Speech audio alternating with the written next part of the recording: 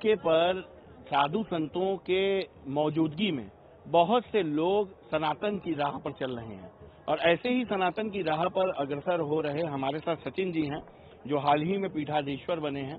सचिन जी, ये बदलाव क्यों, और अपना थोड़ा बैकग्राउंड बताते हुए बताएं कि आप पहले किस राह पर थे और अब किस राह पर आ रहे हैं। सबसे पहले आपके सभी श्रोताओं को सादर वंदन है।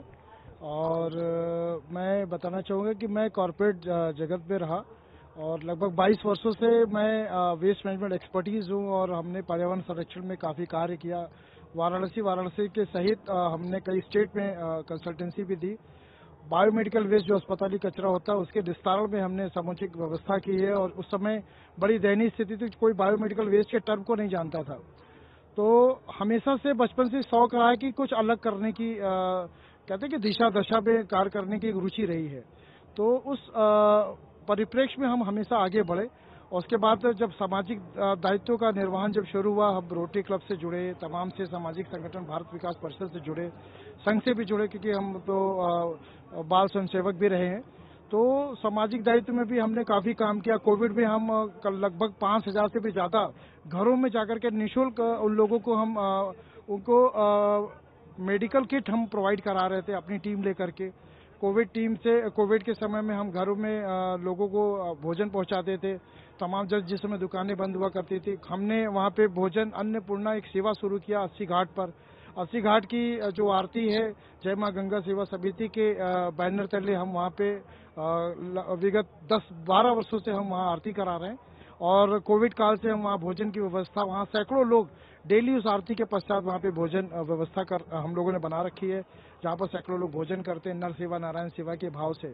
तो तमाम से सामाजिक कार्य, हमने रोटरी यात्रा किया, हमने नशा मुक्त भारत यात्रा किया, हमने अभी हाल में पिछले वर्ष श्री राम पग यात्रा हमने की जो कि 45 दिवस की थी। 15,000 किलोमीटर से भी ज्यादा की दूरी किया था, काशी से लेकर के श्रीलंका तक। जहां जहां प्रभु श्री राम जी के चरण पड़े थे उन्होंने स्थलों पर हम यात्रा करके हमने एक पूरे संदेश देने की बात की थी कि भारत एक ऐसी पावन भूमि है जो वासुदेव कुटुंबकम की बात करती है। The whole world is our family, तो पूरा विश्व ही हमारा एक परिवार है।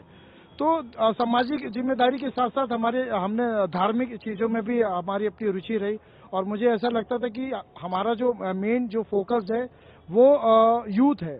यूथ ही पूरी राष्ट्र को कहीं ना कहीं मजबूती प्रदान करता है। जिस तरीके से अभी हमारी सनातन संस्कृति, मैं तो पिछले 7-8 वर्षों से सनातन के लिए काम कर रहा हूँ। 10 वर्षों से परम पूज्य गुरुदेव के साधना से हम जुड़े, उनसे दीक्षित हुए और 10 वर्षों से हम साधना में भी उनके साथ लगे हुए, उनका आशीर्वाद रहा और बस यही से हमारा सफर भी शुरुआत। और मुझे लगता है कि कार्य क्षेत्र तो एक अलग है, धर्म के क्षेत्र में हम कुछ ऐसा काम करें कि जिससे हम युवाओं को आकर्षित। अब जब भगवा धारण कर लिया है तो किस राह पर आगे बढ़ना है? शिक्षा दीक्षा क्या रही आपकी, थोड़ा सा भी जानना। शिक्षा मैं MBA हूँ, MSW हूँ, जर्नलिज्म भी हमने किया है पोस्ट ग्रेजुएशन से, और मैं डॉक्टरेट भी हूँ और कई नेशनल इंटरनेशनल हमें अवार्ड्स मिले हैं, दुबई में, मॉरिशस में, मलेशिया में, इंडोनेशिया में। हम हिंदी भाषा के भी प्रचार प्रसार में लगे। मैं प्रचार मंत्री हूँ हिंदी साहित्य सम्मेलन प्रयाग, और हिंदी के लिए भी मैं बहुत काम किया हूँ। लगभग 16-17 देशों में हमारा भ्रमण रहा है हिंदी भाषा को प्रचारित प्रसारित करने के लिए। एक हमारे अंदर की एक भावना रही है कि अपने भारत को, जैसे हमारे यहाँ संस्कृत के पहले था, अब हिंदी है। हिंदी भाषा को बोलने के लिए, उसका प्रयोग करने के लिए लोगों को शर्म आती है।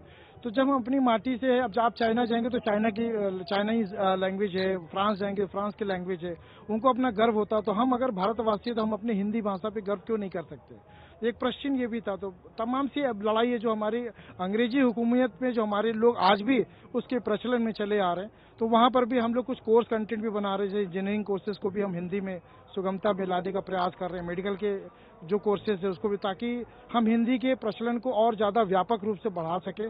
क्योंकि पूरे विश्व में हमारे लोग हैं, आज अमेरिका, रशिया, पूरे देश में आप कह सकते हैं कि हमारे भारतीय, और हम गर्व के साथ कह सकते हैं अगर हम भारतीय तो हमारा हिंदी भी हमारी एक पहचान है। तो अब आगे की क्या है? जैसे घर परिवार की जिम्मेदारियां निभानी है कि अब सनातन पे ही? जी, ऐसा है कि देखिए, बहुत लोगों ने प्रश्न किया हमारे, जब इस पद पे गुरुजी ने हमारा अलंकरण किया। हमारी सामाजिक भी एक दायित्व है, सामाजिक जिम्मेदारियां हैं। सामाजिक जिम्मेदारी के साथ साथ हम अपने परिवार की भी जिम्मेदारी है, साथ में धर्म की जिम्मेदारी है। तो गृहस्थ संत से बड़ा कोई बड़ा संत हो ही नहीं सकता कि जो उन सारी चीजों का समावेश करके उसके एक सामंजस्य को स्थापित करते हुए आगे बढ़ सके। प्रकृति में निरंतर बदलाव होता रहा है, प्रकृति का चक्र ही बदलाव का है।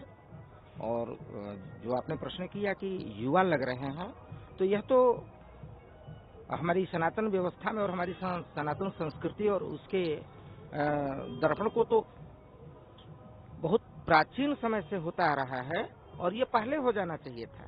अब तो ये समय जो है देर से हो रहा है। ये जो चीजें हो रही हैं वो लेट हो रही हैं, देर से हो रही हैं। इस संबंध में तो सनातन है क्या, जो न जिसका कोई याद ही है न अंत है, वो सनातन है। जी, अब उनका नया नामकरण क्या हुआ? इनका नाम श्री श्री 1008 सचेंद्रनाथ जी महाराज है और ये श्रीकुल के पीठाधीश्वर हैं।